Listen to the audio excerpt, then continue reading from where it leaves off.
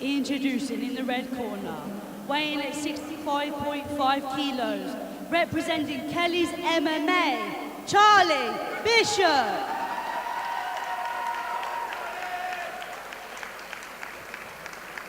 Introducing into the blue corner, representing Different Breed MMA, Tony Lai. Let's get this fight underway.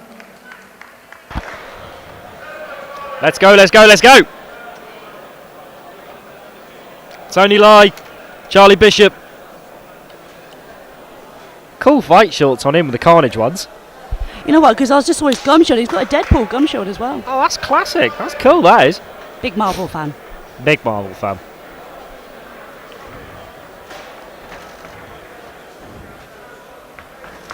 Both throwing kicks at the beginning. Mean inside low kick. Good shot. A right hand from Tony. Right in front of us here. Lovely takedown there from Charlie. Straight into side control. Good pressure. The amount of people that we've seen tonight, they've all ended up in the side control pin and that half guard. So a lot of like same setters. It's just interesting what they choose to go from here. I think that's the meta at the moment, is that like shooting takedowns isn't so much how you get takedowns at the moment. A lot of the time it's body locks, and I'm finding that is getting drilled often in gyms, especially against the cage. A lot of it is get to the body lock and then get them down from there, because you kind of pass the legs at that point as well. There's more options from there. Like you say, like you got the hit, you control, you can feel where they go. So the transition should be a bit smoother, but you can feel wherever they go.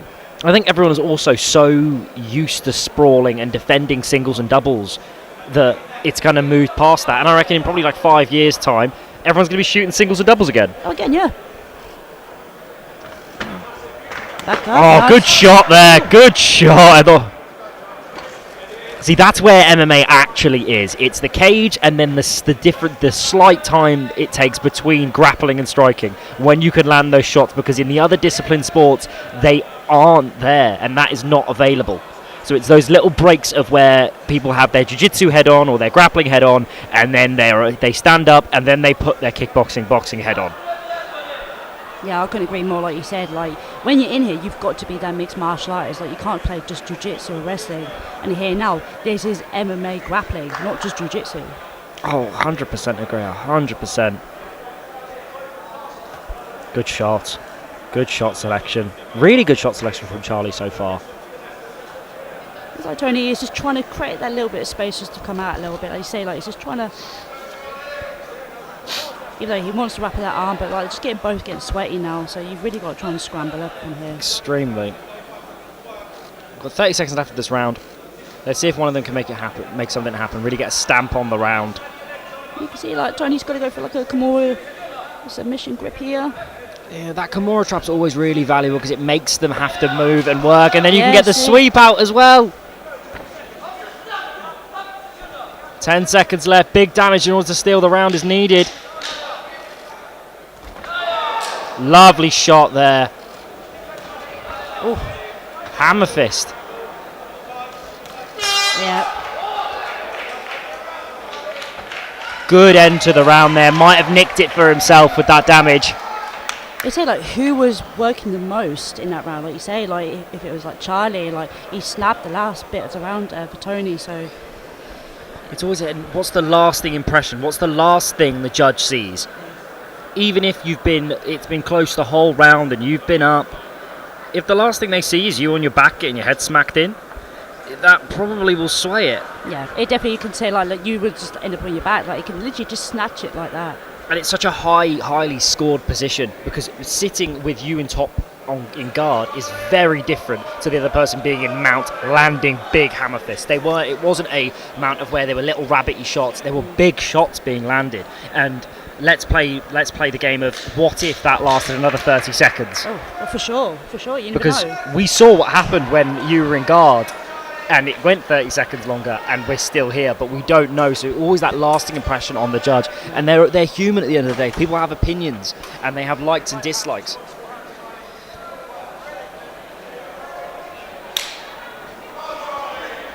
Cracker of a fight so far, though. 100%. Oh, lovely shots. Always got that body lock hold though from Body Charlie. lock again.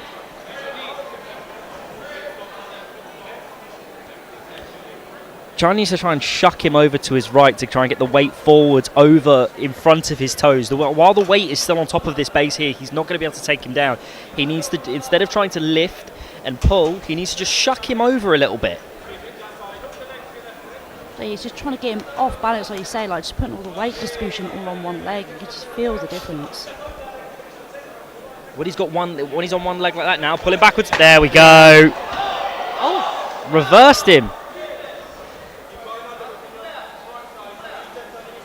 One thing I've noticed with Tony is when they're on the feet, he has an interesting eye line. If this does go back to the feet at any point, watch where Tony's eye level is. He's almost watching like the center of mass, stomach area. So he's not getting like caught with any like eye feints or head feints or anything like that. He's looking complete center mass. yeah, it's true. Like, I did notice it a little bit, and like not say a lot of fighters, but mainly fighters, they look at certain areas. Sometimes it could be fake. Sometimes they make them think they're looking at the legs or looking for the clean headshot. It's always that what's going to be next. I think it's quite like an old school approach. I remember when I first started kickboxing, my instructor would always say to me is that like the center of someone's body doesn't really move that much. The head moves, the shoulders move, but like if you stare like center mass sternum, that's where they're going to be. And they have to, that if they're going to move, that's the part that will move. Exactly. Good shot there, good hammer fist. So now, like working from this half guard position from both, like I say, so 50-50, but definitely needs to. Like I say, like Tony could stay here, throw punches, ground and pound. Love a little re-guard there from Charlie. We're going rubber guard. Bit too hot and sweaty for that now. Slipping down from the rubber guard.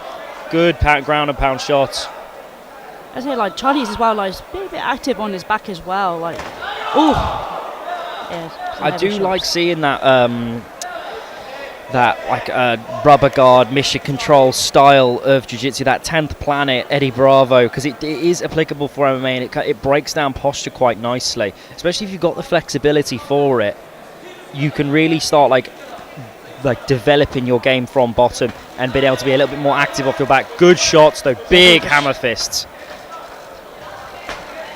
And that's something that's really being utilised by Tony, is that there is no padding on the on that part of the glove there. So it's just like it's the exact same as it being bare knuckle, exact same as it being a 4-ounce glove. The same amount of padding's on the bottom, so you can land with real devastating intent and power. Good round again. Yeah, I think that was like a strong end to that round for Tony. Like he was really putting it on. Right, with that reversal really got him that active position.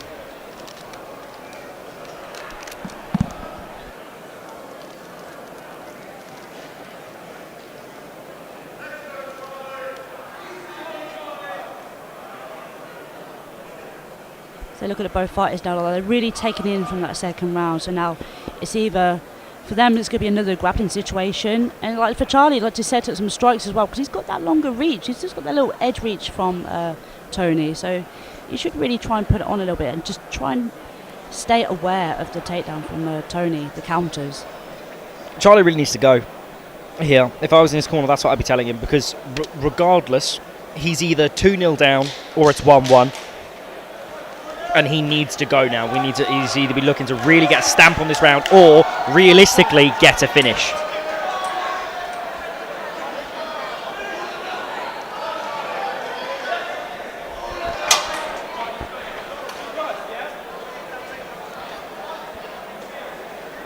Tony's wide-eyed, loving it. Charlie's game. Let's go. Both for a kick. I love it when that happens. Yes, it's one of my favourite things. Especially in sparring. If you both go for the same thing at once, you're like, oh, great. See, again, like say, Nice like Tony single. in with that takedown. Lovely single leg. But like Charlie, like literally can sneak out the back door for the back take, but Tried the back take. Couldn't clear the arm, though. One butterfly hook in. Will he be able to elevate and do something with this? He should really try and get the other butterfly hook in and really try and elevate. He's got double overhooks, and he could get a sweep here with the butterflies.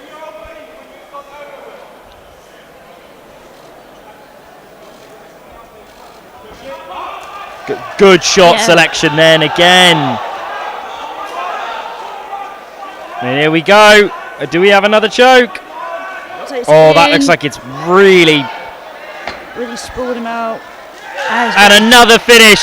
Wow. Battle Arena 84. Protect your neck. Seems to be a theme at the moment, isn't it? It really is.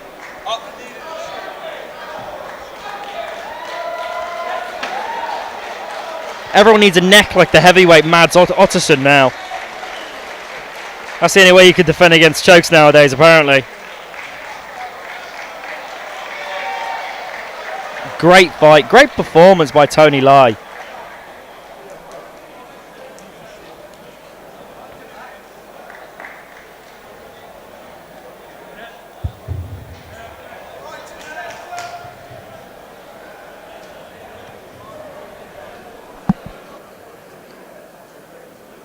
And your winner by rear naked choke, Tony Lai.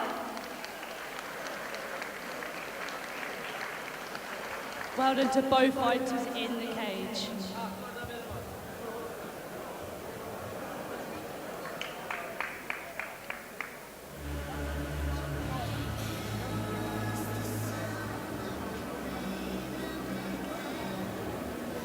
Did it get sweaty enough yet? Don't worry.